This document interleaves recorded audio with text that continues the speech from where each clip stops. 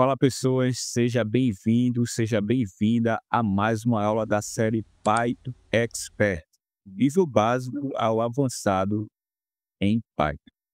Eu me chamo Renato e estou aqui para compartilhar conhecimento com você. Meu objetivo não é vender curso, não é vender produtos, mas sim compartilhar conhecimento com você.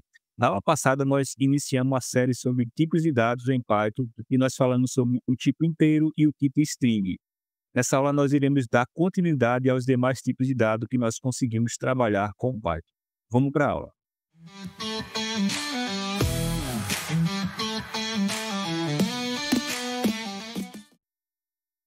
E aí, como de costume, nós estamos trabalhando com a ferramenta Visual Studio Code ou VS Code. Se você não tiver essa ferramenta instalada, na primeira aula nós mostramos como fazer as configurações. O primeiro tipo da aula de hoje que eu quero falar é o tipo de dado decimal, ou float, ou vice-versa. Esse tipo de dado, ele trabalha com casas decimais. Então, na aula passada nós vimos os tipos de dados inteiros, que são números positivos ou números negativos. E aqui, esse tipo de dado decimal, ele já é um tipo que trabalha ali com casas decimais. Como assim? Vou exemplificar. Se você quer criar uma variável que ela vai ter números decimais, casas decimais, então você usa esse tipo de dado aqui. Como é que eu faço para criar uma variável do tipo decimal? Da mesma forma que eu criei a variável inteiro, eu posso, por exemplo, escrever aqui uma variável preço. E detalhe, a variável ela não pode ser dessa forma. Ela tem que ser assim, tá? Não pode ter caracteres especiais na criação de variável. Isso pode dar erro, tá? Isso também não é uma boa prática de programação. Criei a variável preço, beleza? Agora eu quero atribuir um valor a ela. Sinal de igual, e aí eu vou atribuir o valor R$19,99. Então imagina que você tem uma variável preço, você tem um sistema de supermercado, sistema de farmácia, qualquer coisa, e aí você precisa criar uma variável de preço para os seus produtos. Então você vai criar dessa forma. Eu quero criar uma variável altura, porque eu tenho um sistema de academia e eu tenho que adicionar a altura dos meus alunos. Então, eu vou criar uma variável altura, com nome altura, vou atribuir o valor a ela. Que valor? Exemplo, 1,75, 1,75 m. Beleza. Criei as duas variáveis, preço e altura. Agora observe que eu não estou fazendo nada com essas variáveis, eu não estou usando elas. Então, como é que eu faço para usar essas variáveis aqui?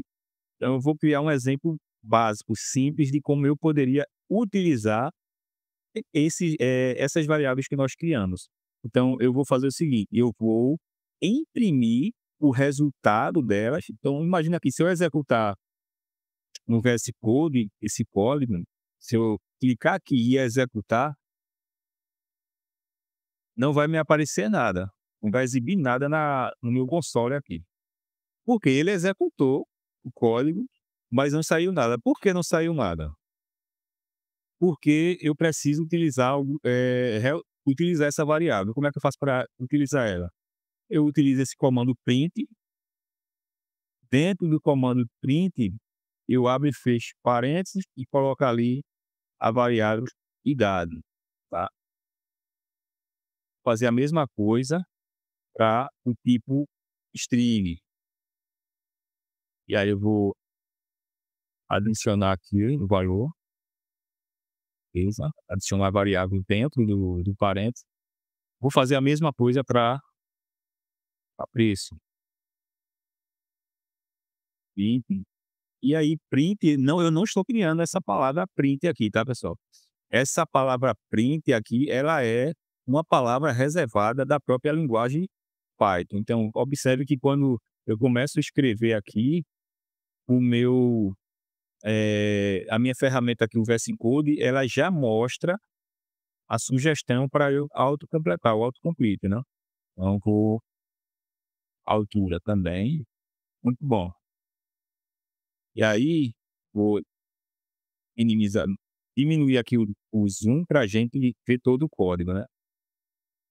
Ctrl S para salvar. Sempre que você realizar alguma alteração, vocês quiserem fazer Ctrl S, tudo bem, joia. Mas se vocês não fazerem, a gente realizou a configuração no nosso VS Code no início dessa aula, né, dessa série, na aula 1. Então, vou executar em run by do file e observe que ele agora está utilizando aquelas variáveis que nós criamos e atribuímos valores a ela. Então, observe aqui, ó, 35, Renato, que é o nome, o valor R$19,99, 1,75. Bacana, né? Já estou criando a variável e já estou utilizando elas. E aí, um outro tipo de dado que eu consigo trabalhar em Python é o tipo de dado booleano. Esse tipo de dado booleano, ele é interessante, ele tem dois valores, ou é verdadeiro ou é falso, true ou false. E aí ele é interessante para fazer controle. Controle, por exemplo, eu tenho um sistema de gestão de produto, cadastro de produto. Então eu posso criar uma variável, produto ativo. Produto está ativo, se o produto estiver ativo, eu adiciono o valor true. Se o produto não está ativo, não ativo, o valor dele recebe false. Então, ele trabalha com essa estrutura, verdadeiro ou falso. E aí também eu tenho um outro tipo de dado, que é um tipo list. Para que serve esse tipo list? Esse tipo, ele armazena coleções de dados. Então, imagine que eu tenho um sistema de, sei lá, casa de aposta, que está muito famoso agora, né? As bets. Então, digamos que a Bet Sport lá, ela tem uma variável chamada times. E ela vai armazenar uma coleção de times, vários times lá. Então, eu vou criar a minha variável chamada times e vou armazenar, abro e fecho colchetes, e vou adicionar os times que eu quero aqui. Por exemplo, Flamengo,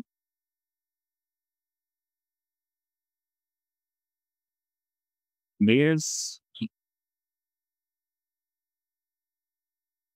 Sport Clube do Recife. Então, não trouxe para time, tá, pessoal?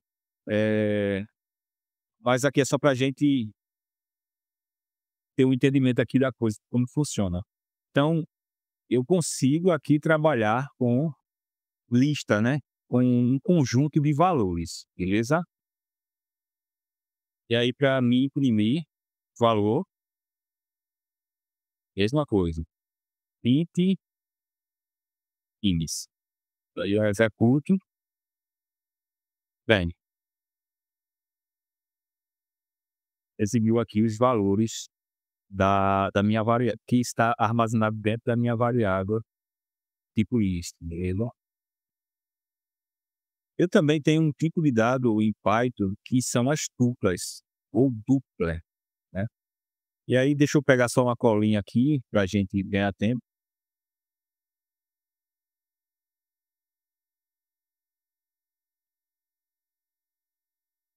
A tupla segue o mesmo exemplo lá da lista.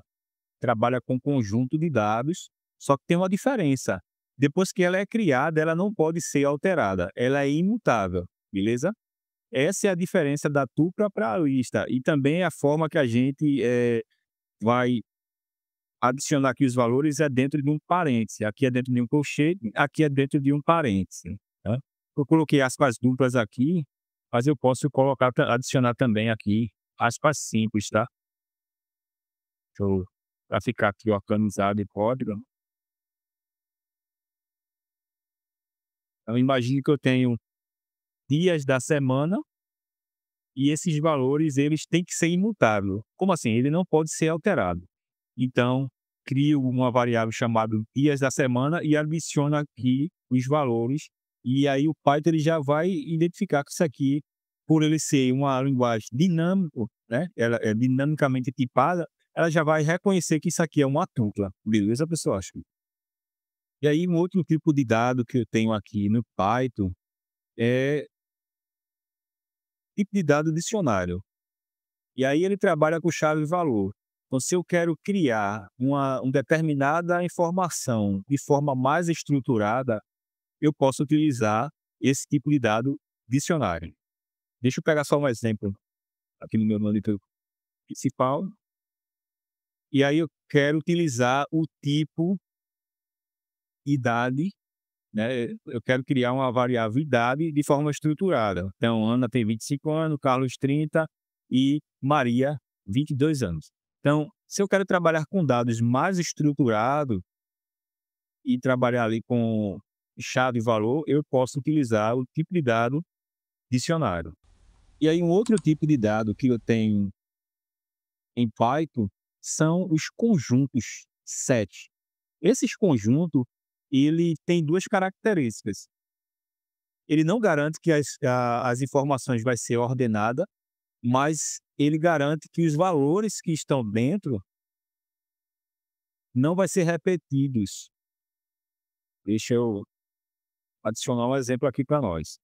Então, times únicos. Então, essa variável times únicos, ela vai ter times únicos ali. Eu não posso ter aqui Barcelona 2 vezes, Milan 2 vezes.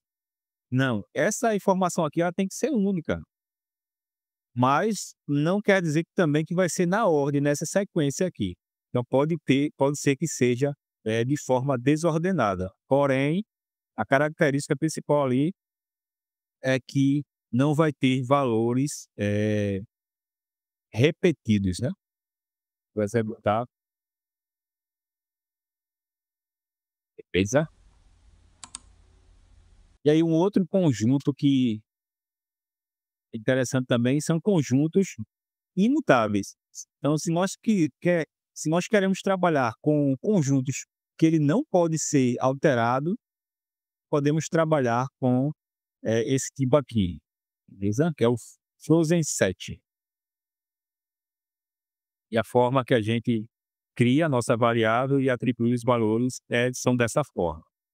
E aí, por fim, temos o tipo de dado byte. O tipo de dado byte, ele é um tipo que codifica a string para byte, tá? Então, se nós queremos trabalhar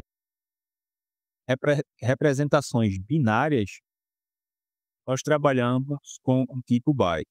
E aí, por exemplo, eu criei aqui uma variável texto, temos o olá mundo, criamos uma outra variável byte, underline texto, vai receber texto.encode. Esse encode aqui eu não criei, tá?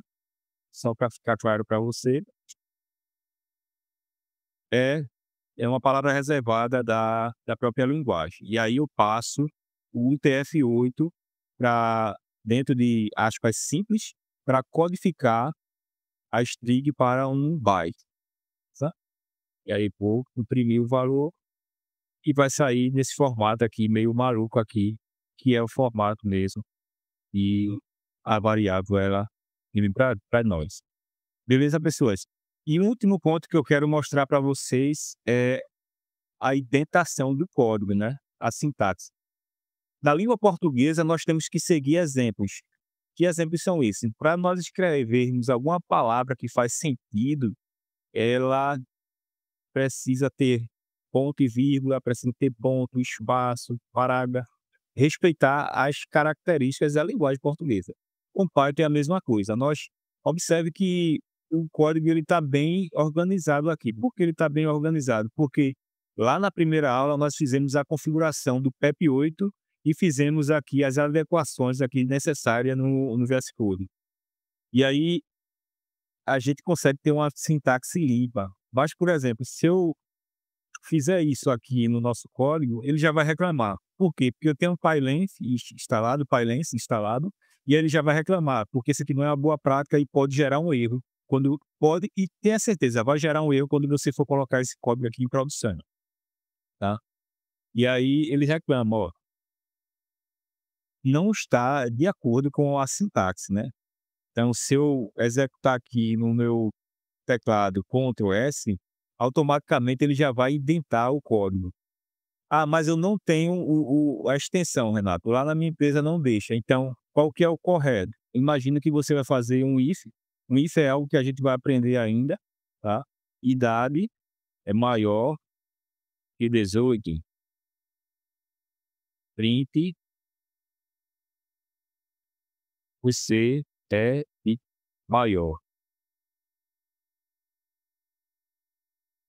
Observe que ele já reclamou, então o que é que nós teríamos que fazer aqui? Um tab, executar um tab no nosso código. E aí ou um espaço com quatro dígitos, né.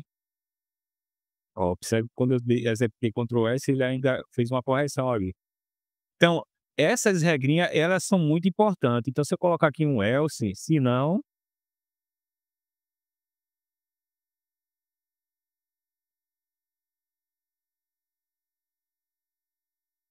it be menor,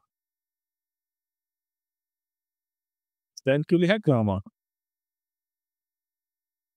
Se eu não atender os critérios da linguagem, ela vai reclamar e vai gerar erro no código. Então, esses exemplos básicos no início é bem importante, beleza, galera? Eu espero que vocês tenham gostado e até a próxima aula.